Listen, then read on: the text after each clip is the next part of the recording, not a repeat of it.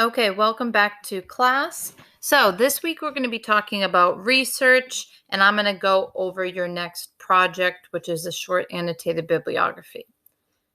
So a bibliography, which many of you should be familiar with, even some of you might be familiar with annotated bibs as well if you've done that in any past research projects you've done in class, in other classes, or in your comp class even. So a bibliography is a list of references / sources, and that's generally when you're doing a larger essay or even a book or something. If you go to the back of a book, you'll see a list of references that they used during the writing process. An annotation is an evaluation of rhetoric, and so you might be familiar with the word annotation if you're taking notes in the column, right? If you're reading something for another class, even it doesn't even have to be an English class, but any other class you would be taking notes, trying to understand that source. That's what an annotation is. And so an annotated bibliography is an evaluation of a particular source, often for a larger research assignment. And so within that annotated bibliography, there are generally it's multiple sources. For this particular project that you'll have to do, you'll have to find 3 sources. And in each of those sources, you will have to write a short paragraph detailing it. And I'll go over in a minute what the details are of the particular assignment. But I wanted to go over an example here. So in the annotated bib entry, you would have the author, the title, everything. This is an old entry of an annotated bibliography I did way back when I was in college. So this is an actual entry that was written for the purpose of a research project about the mine strike of 1983 in southern Arizona. So you will see that there is a citation here with the author's name, the title of the source, and where it came from. This is MLA cited. And then you'll see a little paragraph here that details what the source is and why it is important to the paper that I was writing, and kind of detailing what's going on in the source and why it is a strong source. And so that's an example there, but I'm also going to be uploading to Blackboard a few more examples for you to have by the end of today, so that you can have those examples moving into the week, looking at what you're going to be doing for your own project. And so here is the assignment itself. Like I said, some of you may have read over this already if you've read my email from Friday about this. Okay, so it is due next Monday, like I said, end of day via Blackboard. You'll see that assignment up on Blackboard now. And for the length, you will see that you have to find 3 sources, and each entry should be 150 to 200 words. And so that's 150 to 200 words per source. You have to have 3 sources, so that's, roughly 450 to 600 words total. You can go a little over, but you shouldn't be going under that. All right, and so for the assignment itself, this is a research-based assignment. You will choose a topic and write an annotated bibliography for that specific focus. So you can choose any topic you want. It really doesn't matter. It's up to you what that topic is. You might be in other classes right now for this term, and so if you want to take advantage of that, if you're working on something in another class, you might choose a topic that is the same one you're working on in a different class. That might be a good way for you to practice research, but also be working on something else. Or you can just choose something for fun. It's really up to you. And using the information from our lesson, which I'm going to start in a minute here, as well as your own knowledge, you will then research your topic. Once you have your 3 chosen sources, you will write that 150 to 200 word paragraph for each source. And so what you should be doing here is summarizing the point of the source, citing any important data from the source, explaining why this source is relevant to your topic, and giving an understanding of the source. And so, like I said, I'm going to be putting up some more examples on Blackboard for you to see. And it's really not super complicated, but you have to make sure that you're choosing the right sources. And so what I'm going to do today for the lesson is go over some of those research techniques and show you how you may have been doing some of these techniques in your everyday life, just kind of Googling, surfing the web, so to speak. So now I'm going to go over some techniques of finding sources. Some of you may have already used things like the school library, but I'm going to go over the database feature and other things that you can do. In order to find the best sources and also know what to look for and know how to decipher credibility. So first, where to look. The first obvious choice, just because you have that access, and there's thousands and thousands, if not hundreds of thousands of sources, probably hundreds of thousands of sources on Mass Maritime Library website. And so if you go to maritime.edu and you go to academic resources and then click on library services, you will come to this page here. And you'll also find a bunch of other things like academic advising, tutoring, any kind of accessibility services you need is on this page as well.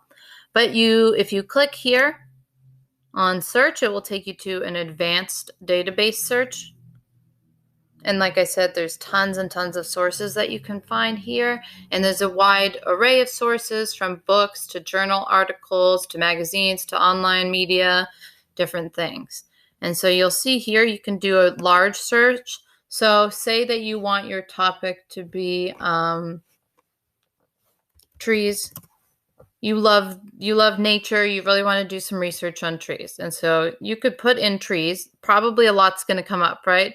2.5 million sources, right? Okay, so trees is maybe a little bit too wide of a search. And so now you want to go over here and you can actually filter out certain things. And so maybe you want, okay, I'm going to do forestry because that's the specificity I want, right? And you also want to make sure that the full text is available online for you to read. It's good to click peer reviewed as well, because then that gives that credibility. And so you're filtering out anything that's not peer reviewed and maybe doesn't have as much credibility. So even just those couple things, the results have been filtered down. But there's still a lot of different sources. So maybe there's some things you want to look through. Okay, I'm going to do within the last 5 years, I want some recent research maybe, right? And something like that really narrows it down. And then you can even go even further if you want particular types of sources, some more specific things in terms of subject terms, language. There's a lot you can do, right? And then you might also want to add some more key terms into the search bar here to figure out what specifically about trees you want to talk about. But you'll see there's tons of different sources here for you to read. And so even something as simple as trees, narrowing it down just by this filter system they have with the database, can bring it from 2.5 million to less than 20,000 results. So this is a really good way for you to find sources for school, as well as any other outside research you want to do, say for summer internships or things like that. Or maybe you're working for some company that has relevancy to the major you're in here and the career path that you want. So research is something that you may be doing in your field, depending on what it is, for the rest of your career. So it's good to have these kind of tools in your back pocket. So that's the best source for you to use, really, because there's so much available, and they already kind of filter through some of the bad sources, like things like blogs that just don't necessarily have the same credibility. You can also use something like Google Scholar, and that is also a good way to find sources, but there's not always full access there. So while you're a student at Mass Maritime, it's really good to take advantage of the library itself and all of that, these sources that they have. And then Google in general is a really good source, but you want to make sure that you're being specific in your wording, again, to filter out as much as you can. Make sure that the website is credible. Often .orgs, .govs, and .edus have more of an automatic credibility, but you still want to vet yourself. And so some of that's just going to come down to your judgment. And there also can be .coms with credibility. It doesn't mean that there's not. So just looking at who the source is and where this information is actually coming from. Oh, all right. So, like I said, there's also a level to this where you want to make sure that the information and the sources that you're using are strong, good, and credible.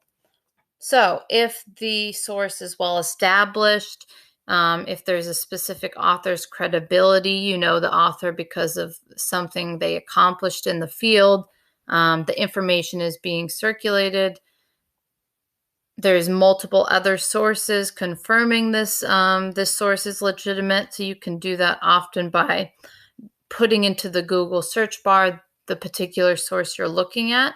And then as you're looking at that particular source, other pieces that have used that should come up. What they cite themselves can also be a good way to establish if it's credible or not.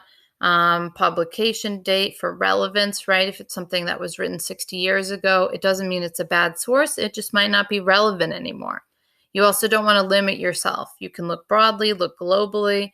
And a note on Wikipedia. I actually think that Wikipedia is totally fine as a first step source if you're just beginning research and you're trying to find some basic information, but it should always be backed up by a second, more credible source.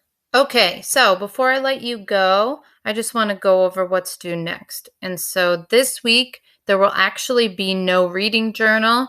I wanted to make sure that you just had time to work on this annotated bibliography for this week, and I don't want you to have to worry about some other writing piece that you have to do. So no reading journal this week, just focus on Project 2. Something that you do have to do, though, is the Project 2 discussion thread. And so that's going to be due by end of day Friday of this week. And what I want you to do for that is to come up with 2 questions that you have about the lesson, the project itself, anything about how to write an annotated bibliography, finding a source, anything at all about what we're doing right now. And so I want you to do that. You will see the discussion thread tab on Blackboard, and you can put your entries in there. So I want you to come up with 2 questions, and I will be responding to those questions in that discussion thread. And so this will be a good way for you to get any questions out that you have about the assignment, like I said, the assignment, or anything about research techniques, and I will be actually answering them there. And so all of your questions will be answered for the whole class to see, which is good. So that's what you have to do for this week. And then next week, your Project 2 will be due by the end of day on Monday, and we will jump into another video lesson as well. So if you have any questions for me, please email me. As always, I am available pretty frequently, and let me know if you need any help with any of these things with the assignment. And I am available to schedule any Zoom meetings if anyone wanted to talk in person as well. So have a good rest of your week, and I will see you next.